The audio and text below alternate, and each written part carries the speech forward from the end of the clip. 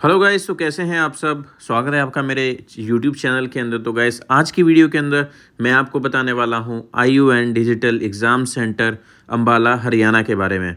तो गाइस, ये जर्नी शुरू होती है चंडीगढ़ से। तो सबसे पहले कन्फ्यूज़न तो ये हो जाता है कि जो बस है वो कहां से पकड़नी है। तो अगर आप चंडीगढ़ से अपनी जर्नी की शुरुआत करना चाहते हो तो एक चीज़ मैं आपको यहाँ पे बताना चाहता हूँ कि चंडीगढ़ 43 बस स्टैंड मत चले जाना। अगर आप हिमाचल से आ रहे हो या किसी अदर्स जगह से आ रहे हो और आपका जो फर्स्ट अप्रोचिंग पॉइंट जो है वो चंडीगढ़ है, तो प्लीज़ चंडीगढ़ के 43 बस स्टैंड मत जाना। ये गलती जो है यहाँ पे हमने भी की। और हम पहले 43 बस स्टैंड गए, वहाँ से हमने बस देखी और बस जो है हमें 43 बस स्टैंड से नहीं मिली। फिर हमें 17 बस स्टैंड जाना पड़ा। 17 बस स्टैंड जाने के बाद फिर वहाँ से हमें अम्बाला की बस मिली। और या तो आप एक काम कर सकते हो, या आप ट्रिब्यून चौक जा सकते हो। ट्रिब्यून चौक पे जो है रनिंग आपको जो बसेस मिल जाएंगी, क्योंकि 17 और 43 दोनों की जो बसेस हैं वो ट्रिब्यून चौक पे आती हैं और वहाँ से आप बस को ले सकते हो। जो लॉन्ग रूट की बस है या दिल्ली जा रही है, उसका रूट जो है वाया आपका क्या कहते हैं चंडीगढ़ है 43 होते हुए, तो वो बस आएगी। वो बस आपकी रेयर होती है, बीच बीच में आती है, वो क्या पता आगे से फुल हो रुके ना। तो उसमें बड़ी सारी सिचुएशंस होती है। अगर आपको स्पेशल मतलब वहीं से ही चंडीगढ़ से बस चाहिए तो आपको ट्रिब्यून चौक जाना पड़ेगा।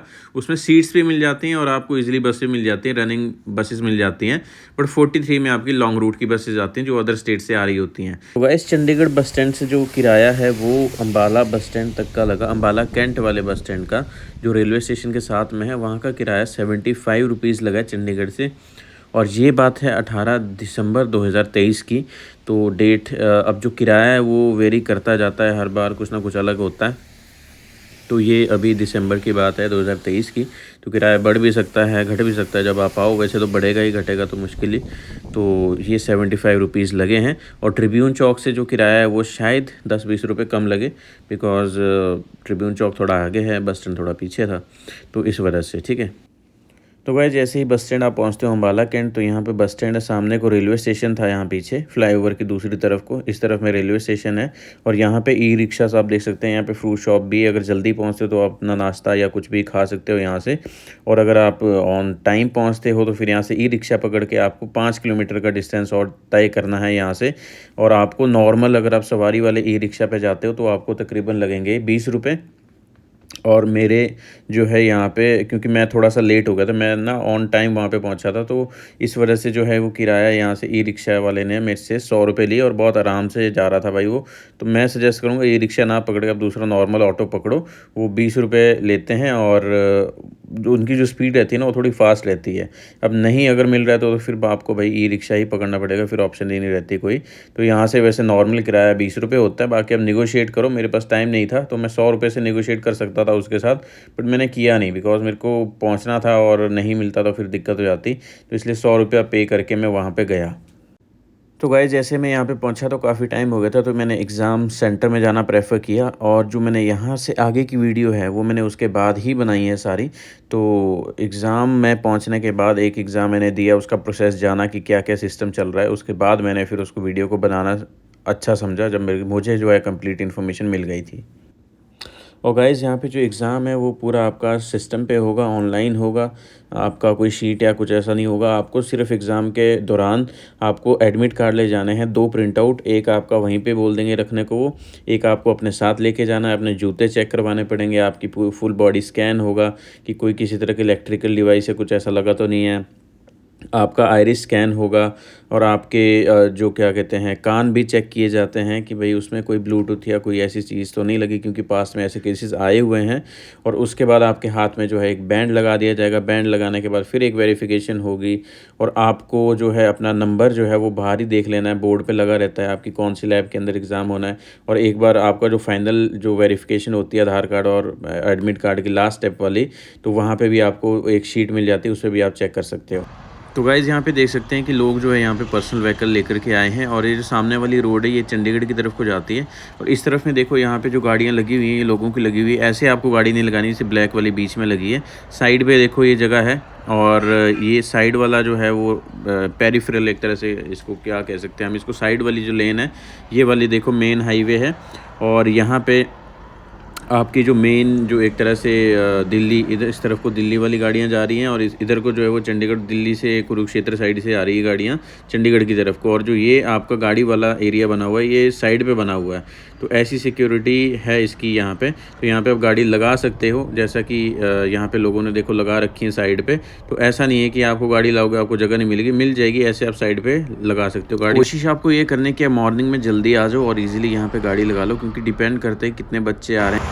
तो यहाँ पर आप देख सकते हो जैसे ही एग्ज़ाम के बाद बच्चे फ्री हुए हैं और यहाँ पे जो खाने पीने की जगह है, कुलचे वगैरह मिल रहे थे यहाँ पे। तो कुलचे वगैरह तो सुबह मैं अवॉइड ही करता हूँ पर्सनली, और आपको रिक्वेस्ट करता हूँ कि इतना हैवी मत खाना सुबह सुबह। पराठे हैं, चाय है, यहाँ पे आपको चाय के जो हैं स्टॉल्स मिल जाएंगे, इजीली आप खा पी सकते हो, आराम से बैठने की जगह है। और आपको मैं प्रेफर करूँ कि लाइट चीज़ खाना, अगर आपका सेकंड एग्ज़ाम है, अगर ओवर हो चुका है तो आप खा सकते हो और उसके बाद घर जा सकते हो। आपको यहाँ पे दिन के टाइम पे छोले, राजमा चावल, कढ़ी चावल ये सब भी मिल जाएगा। और यहाँ पे देखो ट्रैफिक इस तरह से है भाई, बच्चे इस साइड पे बैठे हुए हैं, ये ट्रैफिक लगा हुआ है। ये वाली रोड जो है चंडीगढ़ की तरफ को जाती है, मतलब अम्बाला कैंट बस स्टैंड की तरफ को ये रोड जाती है सामने वाली। और ये देखो गाड़ियाँ यहाँ पे आ रही हैं उस तरफ से। बट यहाँ पे ये मत सोचना कि बसेस यहाँ पे रुक जाएंगी, लोकल बस यहाँ पे रुक सकती है, बट जो आपकी चंडीगढ़ आना है या कहीं दूसरी जगह पे जाना है तो वो नहीं रुकेंगी आपको। बस स्टैंड के लिए आपको यहीं सामने से देखो ऑटोज़ वगैरह मिल जाते हैं।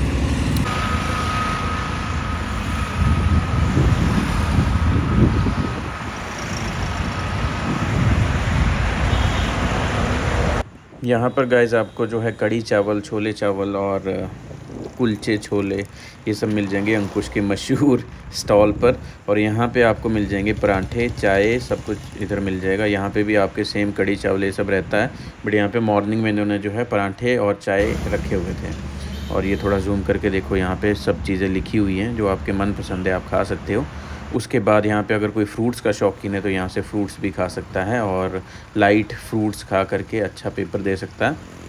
अगर आप हैवी खाने के शौकीन नहीं हो, ऑयली खाने के शौकीन नहीं हो, तो यहाँ पे आपको देखो ऑटोज़ इस तरह से मिलते हैं। अगर आपको वापस जाना है तो ये आपके ऑटो अंदर वाली ले पे ही आते हैं। तो ये है वो centre, IUN digital exam centre. यहाँ पे अगर आप देखोगे तो ये मैंने वीडियो बनाई थी, ये देखो बैग रखने के लिए ऐसी जगह है यहाँ पे बाहर की तरफ को, इस रैक जैसे में आपको बैग रखना होता है अपना। तो ये अंकल आए थे कुछ टाइम के बाद, ये यहाँ पे आपको गन्ने का जूस जो है वो भी पीने को मिल जाता है रिफ़्रेशमेंट के लिए, तो आप ये भी पी सकते हो। तो भाई ये थी IUN digital exam centre Ambala Haryana की जर्नी।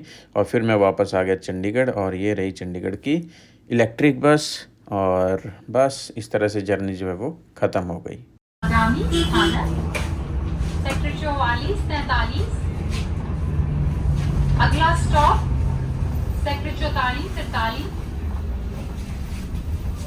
तो गाइज़ यहाँ पे जल्दी से मैं कुछ एक FAQs आपको बता देता हूँ। सबसे पहली चीज़ तो ये है कि अगर आप हिमाचल से आ रहे हो तो भाई आपको चंडीगढ़ आना पड़ेगा। चंडीगढ़ में आपको 43 बस स्टैंड लेना पड़ेगा या 17 बस स्टैंड लेना पड़ेगा, ये एक बहुत बड़ी कन्फ्यूज़न होती है। तो सबसे पहले इसमें बताना चाहूँगा, आपको 17 का बस स्टैंड याद रखना है। 17 बस स्टैंड की बस आपको लेनी है शिमला से, अगर आप आ रहे हो या कहीं से भी और से आ रहे हो तो 17 की बस लो। नहीं मिल रही है तो आपको 43 की मिल रही है तो 43 जाओ। उसके बाद आपके पास दो ऑप्शन रहती है, या तो आप 17 बस स्टैंड चले जाओ या आप ट्रिब्यून चौक चले जाओ। तो बेटर ये रहेगा कि आप ट्रिब्यून चौक जाओ अगर आप जा सकते हो। अगर नहीं जाना चाहते हो तो आप 17 बस स्टैंड चले जाओ। पहली बार आ रहे हो, नहीं आपको इतना आइडिया है, तो आप 17 के बस स्टैंड जाओ, वहाँ से बस पकड़ो अम्बाला वाली, ठीक है। और दूसरा क्वेश्चन ये कि भाई किराया कितना लगता है। किराया लगता है भाई जी आपका 75 रुपये किराया लगता है अम्बाला के लिए, मतलब चंडीगढ़ 17 बस स्टैंड से लेकर आपका अम्बाला कैंट बस स्टैंड के लिए 75 रुपये किराया लगा था। बाकी ट्रिब्यून चौक से कम लग सकता है, आगे पीछे आप चढ़ोगे तो वेरी करता जाएगा। और ये किराया हर बार सेम नहीं रहता, अप डाउन चले रहते हैं इसके, तो ऊपर नीचे हो सकता है किराया भाई जब आप आओ। मेरे टाइम पे 75 लगा था, ये थी 18 दिसंबर 2023 की बात, तो 75 रुपये किराया था इस टाइम पे। और आप जब आओगे तो इसमें किराया में बढ़ोतरी हो सकती है, घटेगा तो मुझे मुश्किल ही लगता है। फिर दूसरा क्वेश्चन ये आता है कि अगर आप जाते हो वहाँ पे आपको पर्सनल गाड़ी से अगर आते हो, इनकेस अगर हिमाचल से आ रहे हो, कहीं अदर खरड़ पंजाब कहीं से भी जा रहे हो, आप मोहाली साइड से जा रहे हो, चंडीगढ़ से जा रहे हो गाड़ी लेकर के, तो वहाँ पे आपको स्पेस मिल जाएगी पार्किंग के लिए या नहीं मिलेगी। तो आप सुबह जल्दी चले जाओ, एक सजेशन ये है। और दूसरी चीज़ ये है कि पार्किंग स्पेस आपको मिल जाती है, वैसे एनफ रहती है, दिन में भी थी। बाकी फिर डिपेंड करता है यार भाई कितनी गाड़ियाँ वहाँ पे आ रही है, तो हर बार सेम नहीं रहती। बट जब मैं गया था तो वहाँ पे एनफ स्पेस थी, आप गाड़ी लगा सकते हो। और आप जल्दी सुबह पहुंच जाते हो तो आपको तो बेनिफिट ही मिल जाएगा उस चीज़ का। आप जल्दी से वहां पे गाड़ी पार्क कर सकते हो, वो भी अच्छी जगह पे, कोई दिक्कत वाली बात नहीं होती, ठीक है। दूसरी चीज़ ये है कि भाई जो गाड़ी मेन रोड पे पार्क होती है, साइड वाली लेन पे है, कैसे है, अगर मेन रोड पे खतरा रहता है, साइड पे लगाते हो तो गाड़ी बच भी सकती है, कोई ठोक सकता है वहाँ पे गाड़ी को। तो इस तरह से कुछ नहीं करना है आपको, ऐसा कुछ नहीं है। मेन रोड पे गाड़ी जो है वहाँ पे नहीं लगती है, साइड वाली लेन है, ऊपर है, सेफ है, वहाँ पे अलग से कोई मेन गाड़ियाँ नहीं चलती, वहाँ पे मेन ट्रैफिक जो चलता है वो चलता ही नहीं है उस तरफ से।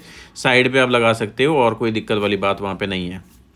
फिर इसके बाद क्वेश्चन आता है कि अगर आपको अंबाला जाना है, एग्ज़ाम एक दिन पहले जाना है वहाँ पे स्टे के लिए, तो स्टे के लिए वहाँ पे मैंने देखी थी एक यादव धर्मशाला करके थी, और बगल में एक होटल है वहाँ पे, होटल वन प्लस, वहाँ पे आप बुकिंग करवा सकते हो अपनी। ये कोई पेड प्रमोशन या कुछ ऐसा नहीं है, मेरा कुछ आप इसको एक मतलब मेरा कोई कंसर्न नहीं है भाई इसके अंदर, ये तुम ये मत समझना कि भाई पेड है या कुछ ऐसा है। पेड नहीं है, मेरा वन प्लस के साथ है, आप देख लेना, उसके रिव्यूज़ वगैरह चेक कर लेना, अगर आपको अच्छा लगता है तो ही जाना। उसके सराउंडिंग में आप ओयो में देख लो, booking.com पे देख लो, इन सब जो अलग प्लेटफॉर्म है वहाँ पे आप देख सकते हो, होटल्स आपको मिल जाएंगे इजीली। और वन प्लस तो है ही, खैर उनका बोर्ड भी लगा था वहाँ पे, इसलिए मैं आपको कह रहा हूँ। तो एक होटल है वहाँ पे वन प्लस नाम का, जिनकी जो बोर्डिंग है वो वहाँ पे हो रखी थी सेंटर के बाहर, इसलिए मैं आपको बता रहा हूँ। वो 500 मीटर की दूरी पे है वहाँ से, आधा किलोमीटर, ठीक है। तो वहाँ पे आप रह सकते हो, धर्मशाला के अंदर रह सकते हो वहाँ पे। जो मेन अम्बाला कैंट में आपको बहुत सारे मिल जाएंगे, तो वहाँ पे आप स्टे के लिए इजीली जा सकते हो, कोई दिक्कत वाली बात नहीं है। तो गाइस हम वहाँ पहुँचने के बाद फिर हमारे पास आता है कि बस स्टैंड से किराया कितना लगता है। हम जो सेंटर है, सेंटर एक तो सबसे पहले दूर कितना है, सेंटर वहाँ से तकरीबन होगा 3 से 5 किलोमीटर के दायरे के अंदर है, वहाँ आप जा सकते हो, 5 किलोमीटर ही होगा वैसे। एक जो ऑटो वाला उसने बताया था, मुझे नहीं पता एग्जैक्टली, आप देख सकते हो गूगल मैप के ऊपर, Ambala cantt railway station to लेकर IU1 डिजिटल सेंटर, वहाँ पर डाल दो, आपको डिस्टेंस आ जाएगा। वैसे 5 किलोमीटर उसने मुझे बोला था, तो लगभग इतना ही है, 3 से 5 के बीच में है। तो उसके बाद वहाँ पे जो किराया है वो आपको 20 रुपये देने ऑटो वाले को। अगर आप टाइम पे पहुँचते हो, 1 घंटे पहले पहुँच रहे हो या कुछ ऐसे करो, तो ही आपको 20 रुपये लेगा, अदरवाइज़ आपको फिर वो सर चार्ज होगा या एक्स्ट्रा चार्ज करेगा आपसे, बिकॉज ऑन द स्पॉट आप 15 आपके पास, आप फॉर एग्जांपल एग्ज़ाम जो है वो 8:30 पे एंट्री क्लोज है, आप 8 बजे वहाँ पहुँच रहे हो, तो आपको फिर वो इमरजेंसी केस में ना आपको फिर देने ही पड़ेंगे वो। तो 100 रुपया मैंने भी दिया भाई, वो फिर उसमें कुछ नहीं हो सकता, उसमें नेगोशिएट आप कर लो हल्का फुल्का, 10-20 रुपये का हो जाएगा, नहीं अगले नहीं जाना तो नहीं जाएगा, वो आपको बेनिफिट वहाँ पे लेगा आपके टाइम का, ठीक है। तो इजीली आपको मिल जाएंगे, ऑटो वालों को पता भी लग जाएगा भाई आपने बोलना है उनको IUN सेंटर पे जाना है, एग्ज़ाम सेंटर पे, वो आपको ले जाएंगे, कोई दिक्कत वाली बात नहीं रहती है यहाँ पे। उसके बाद जब आप सेंटर पहुँचते हो वहाँ पे आपको ये है क्वेश्चन कि भाई बैग रखने के लिए जगह है या नहीं है, या बैग वहाँ पे सेफ़ है या नहीं है। तो बैग रखने के लिए आपको जो है जगह मिल जाएगी, बाहर रैक्स बने हुए हैं लोहे के, आयरन वाले, उसमें कोई लॉकिंग सिस्टम तो नहीं है, बस उसके ऊपर रखने पड़ते हैं बैग। आपके बैग के ऊपर किसी और का बैग भी हो सकता है, 2-3 बैग ऊपर हो सकते हैं, ऐसा मतलब भरा रहता है वो पूरा रैक ही, खचाखच एकदम से भरा रहेगा, ठीक है। तो वहाँ पे आप ये टेक्निक अपना सकते हो कि आप अपने साथ कोई बैग में लॉक या कुछ ऐसा कुछ लेके जा सकते हो, या बैग में जो चेन्स आती हैं उसको लॉक वहाँ पे लगा सकते हो, लॉक लगाने के बाद उसको टाई कर सकते हो उसी रैक के साथ, ऐसा कुछ सिस्टम आप बना के कर सकते हो। मैंने ऐसा ही सिस्टम किया था, तो भाई बहुत अच्छे से निकल गया। वहाँ पे सर्विलेंस में होता है, बट लिखा रहता है वहाँ पे कि आप अपने सामान के खुद जिम्मेवार हो, इन केस अगर कोई चोरी होती है तो वो रिस्पॉन्सिबल नहीं है उस चीज़ के, ये चीज़ आपने ध्यान रखना है, ठीक है। तो कोई भी एक्सपेंसिव चीज़ रखने से पहले आप लॉकिंग और ये जो टाई करने वाला सिस्टम है ये आपने अच्छे से कर लेना, ठीक है। वैसे होता नहीं है कुछ वहाँ पे, बट फिर स्टिल वही बात है ना कि अगर कोई ऐसी चीज़ होती है तो आपके पास ट्रैकिंग के लिए या कुछ लगा लो, मोबाइल्स होते हैं मेनली, तो मोबाइल्स में ट्रैकिंग कुछ लगा रखो, ये अपने बैग को थोड़ा सा टाई करके सिक्योर्ड करके रखो कि नीचे ना गिरे। जब बैग नीचे गिरता है ना तो फिर इधर उधर उछलता, अगर तो आपने वहाँ पे रखा तो कोई दिक्कत नहीं है। तो मैं ये कहना चाहूँगा, अगर आप वीडियो देख के जा रहे हो तो बैग रैक के ऊपर रखना, अगर वहाँ पे फुल हो गया वो तो 2-3 बैग निकाल के नीचे रखना, सबसे नीचे बैग, और अच्छे से जिसके जो उसके जो साइड वाले होते हैं ना, जिससे हम कंधे से टांग के रखते हैं बैग को, वो ना कुछ बाहर ना हो, वो किसी बैग के साथ चिपका ना हो, कहीं ऐसे ना हो टाई हुआ हो कि एक बैग खींचे तो वो भी खींच जाए, तो ऐसे सेपरेट करके रखना उसको अच्छे से, तो बस फिर आपका बैग सिक्योर्ड रहेगा। तो ये टेक्निक अपना सकते हैं, ये मैंने किया था, 2-3 बैग उठा दिए उसके नीचे रख दिए, उनके बैग ऊपर रख दिए और अच्छे से रख दिए, किसी के साथ वो लॉक ना हो कि भाई खींचते हुए निकल जाए। तो ये चीज़ आपको ध्यान रखनी है वहाँ पे। फिर उसके बाद जो आपका एग्ज़ाम का फिर ये क्वेश्चन भी, जब वेरिफिकेशन के लिए हमें क्या क्या करना है, वेरिफिकेशन के लिए आपको कुछ नहीं करना। एक तो सबसे पहले ये जान लो कि एग्ज़ाम जब है आपका तो उसमें आपको सिर्फ 2 ही चीज़ें ले जानी है, आपकी इंस्ट्रक्शन फाइल के अंदर भी लिखा हुआ है। एक तो 2 प्रिंट आउट ले जाने हैं एडमिट कार्ड के, ठीक है। एक प्रिंट आउट तो आपका उस टाइम लगेगा, एक आपको बिन में डलवा देंगे, डस्टबिन में या कहीं रखवा देंगे, फिर आपको जब आप निकलोगे तो उसको लेना है आपको वहाँ से एक प्रिंट आउट को, ठीक है। तो वो आपके सेकेंड एग्ज़ाम के लिए लगेगा। अगर आपका दोनों सेम डे पे हैं। दूसरी चीज़ ये है कि आपको जब आप लेके जाओगे सिर्फ एडमिट कार्ड और आधार कार्ड, इसके अलावा आपके जेब में कुछ नहीं हो सकता।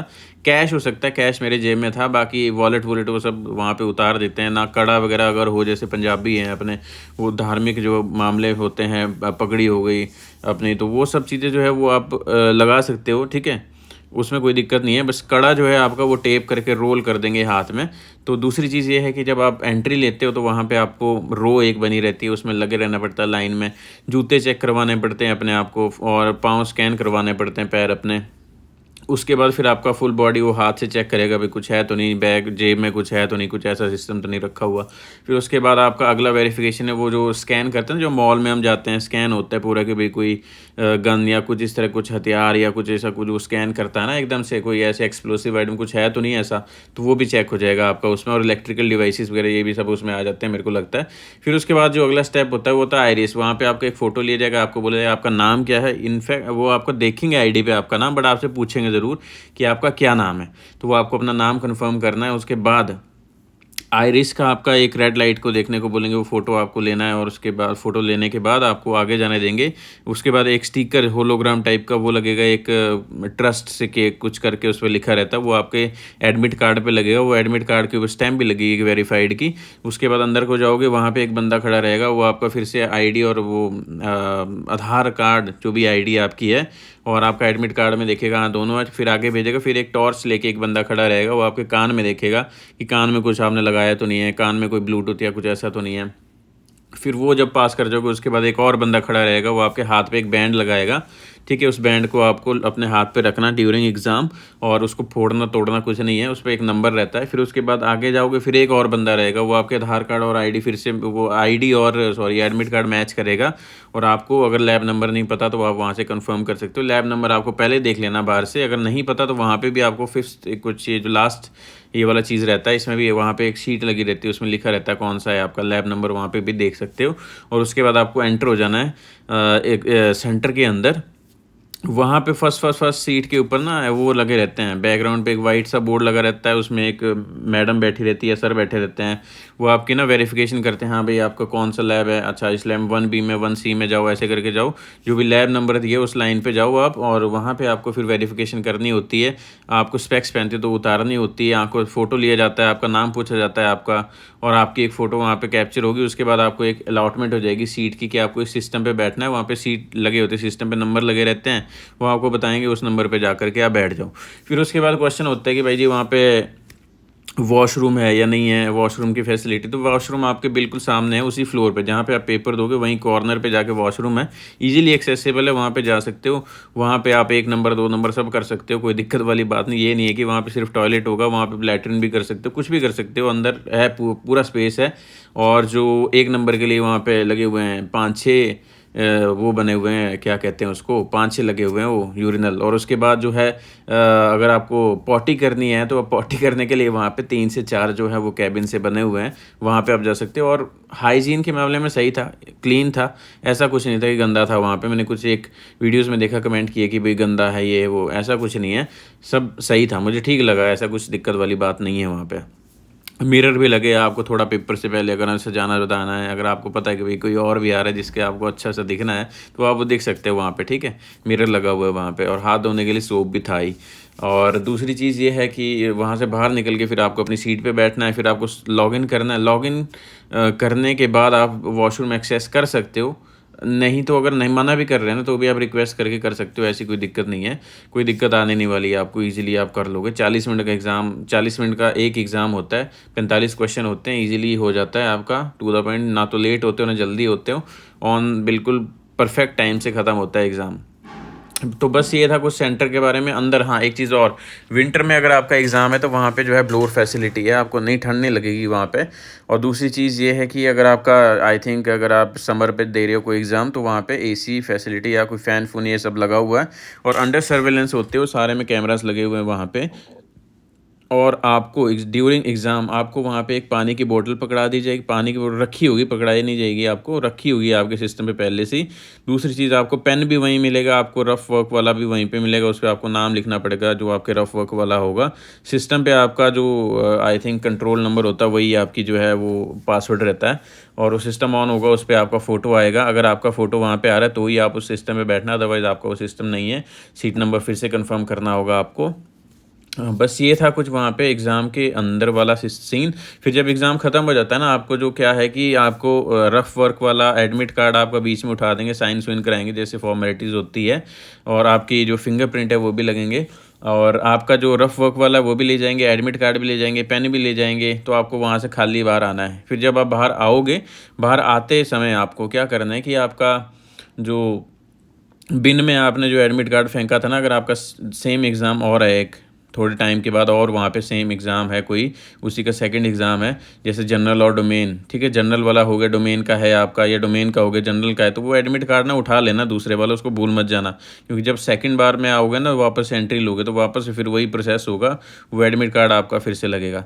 तो भाई ये चीज़ थी, ठीक है, ये चीज़ आपने ध्यान रखनी है। और बस यही, और इसके अलावा कोई क्वेरी होगी तो भाई कमेंट में पूछ लेना, मैं आपको वहाँ पे बता दूंगा। होपफुली मैंने आपके सारे डाउट्स इस वीडियो के अंदर जो है वो क्लियर कर दिए हुए हैं। अगर आपको वीडियो लॉन्ग लगी तो भाई I am really sorry, but long मैंने इसमें ऐसा कोई फालतू में एक्सटेंड नहीं किया, आपको सारी प्रोसेस बता दी है।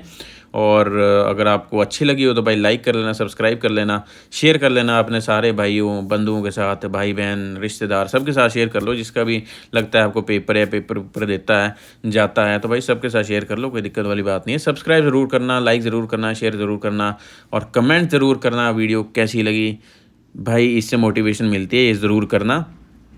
बस फिर मिलते हैं अगले किसी वीडियो में, और then bye bye, take care, all the best for exam, and बस बाय।